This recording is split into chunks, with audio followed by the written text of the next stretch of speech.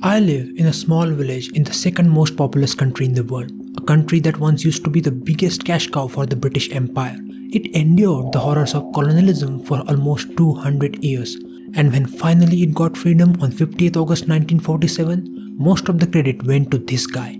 Non-violence is a weapon of the strong.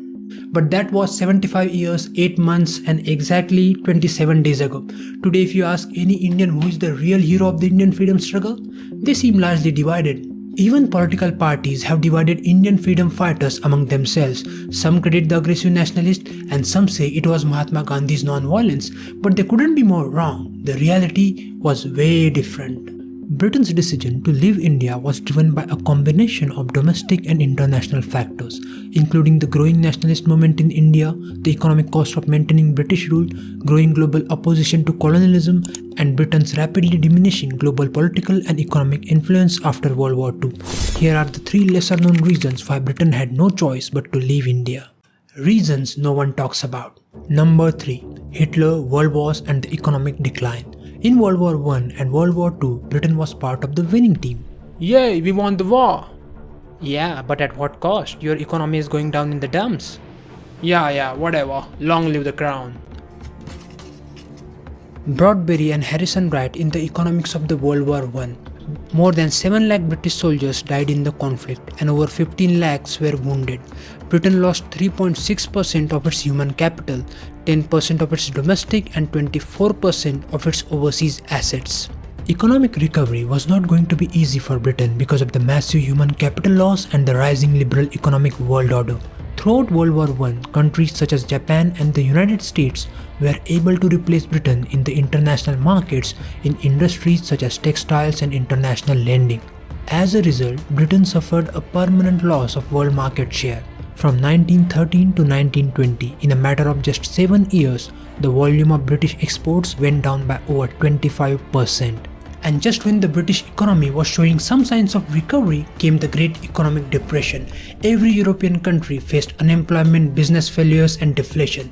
Entire Europe was sad except for this guy. He came forward and proclaimed, "Hey people of Germany, you are superior to everyone. You are the Aryan race. You are the purest and the strongest of all the people. There is no reason you should suffer and live miserable life like this. Vote me to power and I will solve all of your problems and make Germany great again." And that's how he got Germans to vote for World War II.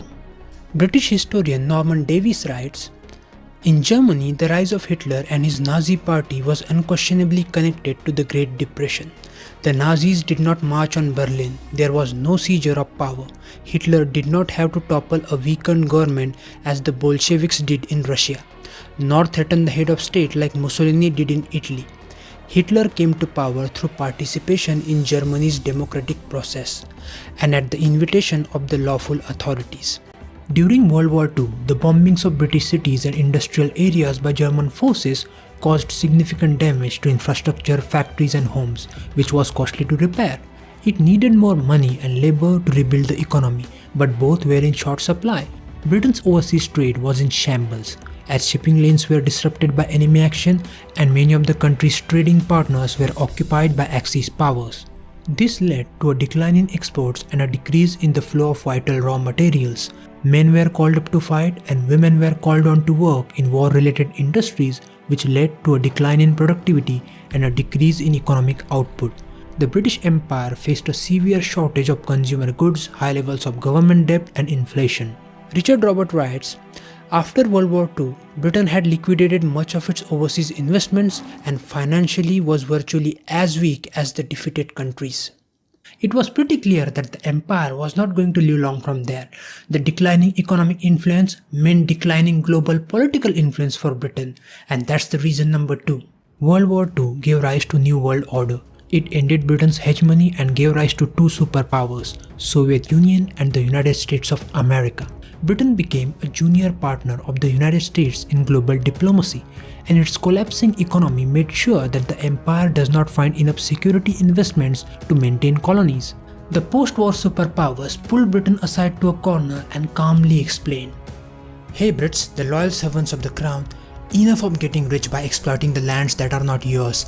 Enough pretending that you are trying to civilize the very people who have had a rich history of civilization and cultural diversity, even greater than that of your own country. Enough killing and oppressing innocent people for profit. No, we want more. Colonialism is outdated, mate. It's undemocratic. Give up your colonial holdings. Let me think. Nope. Although global political pressure was against colonization, it wasn't enough to convince Britain until they realized that they have stopped getting what they were getting for the last 200 years, the very thing that they were there to extract. Profit.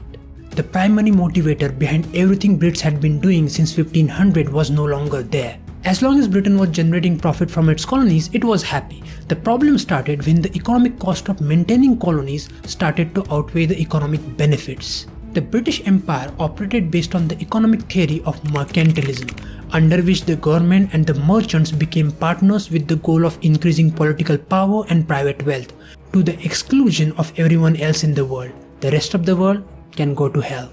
The government protected its merchants and kept others out by trade barriers, regulations and subsidies to domestic industries in order to maximize exports from and minimize imports to the realm. They kept extracting raw materials and natural resources from their colonies and used them as a market for finished goods while killing any competition from their colonial subjects. British author Horace Walpole summarized it perfectly when he said, "What is England now? A sink of Indian wealth. But when that wealth became difficult to extract, not just from India but from other colonies as well, Britain just started giving up one colonies after another." British historian Ashley Jackson writes, "Not only was Britain's economic lead being cut as other nations industrialized and developed as military, trading and financial powers, but the burdens of defending the empire eroded its position further. It begged the question, did empire make Britain stronger or weaker? Was this vast empire even worth defending anymore? And they eventually decided it wasn't." That was the last one. The financially and politically weakened Britain was in no position to fight the decolonization movements across Asia. That's one of the primary reasons why Britain hastily decided to leave India. I am not saying that the sacrifices of Indian freedom fighters were wasted.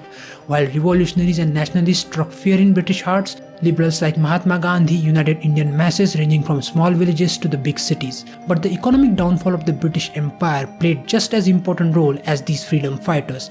I made this video to discuss these reasons because these reasons are important and yet no one talks about them. If you want to watch an in-detail depiction of Indian freedom struggle, watch this video. This channel focuses more on facts and less on sensationalizing historic events.